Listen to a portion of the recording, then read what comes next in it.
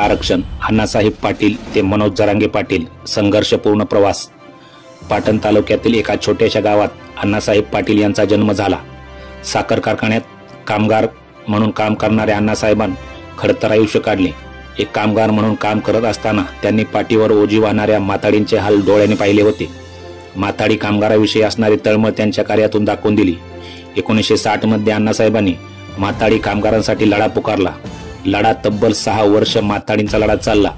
1969 मध्ये काँग्रेस सरकार असताना अण्णासाहेबांच्या आंदोलनामुळे महाराष्ट्र सरकारला माताडींचा कायदा करावा लागला। केवळ माताडींचा कायदा करून अण्णासाहेब स्थिर झाले नाहीत, तर राज्यभरात विखुरलेला मराठा समाज एकसंघ करण्यासाठी त्यांनी सुरुवात केली। 1980 मध्ये अण्णासाहेब पाटील यांनी सर्वात आधी मराठा आरक्षणाची मागणी केली होती। 1980 ते 1982 अशी 2 वर्ष गावागावातून मराठा समाजाला आरक्षणाचे महत्त्व पटवून देत एकत्र जोडले।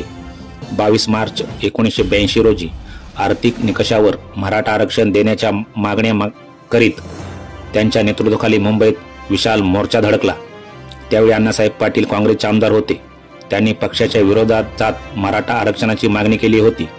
त्यावेळी तत्कालीन मुख्यमंत्री बाबासाहेब भोसले यांनी ही मागणी धुडकावली। त्यांची मागणी न झाल्याने त्यांनी स्वतःवर गोळ झाडून बलिदानातून शेवट केला।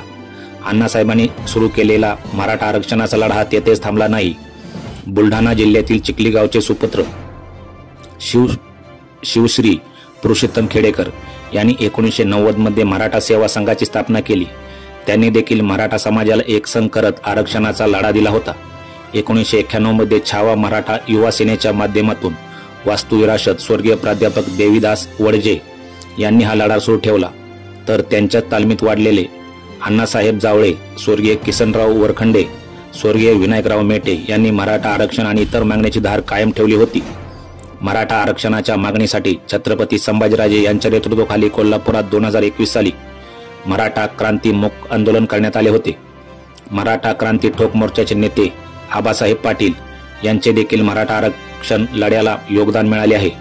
पाटणचे सुपुत्र स्वर्गीय अण्णासाहेब पाटील यांच्या रूपाने मराठा आरक्षणाच्या मागणीची ठिणगी पडली होती आणि जालना जिल्ह्यातील अंतरवली सराटी या गावातील मराठा बांधव मनोज जरांगे पाटील यांच्या आंदोलनामुळे वणव्यात रूपांतर झाले।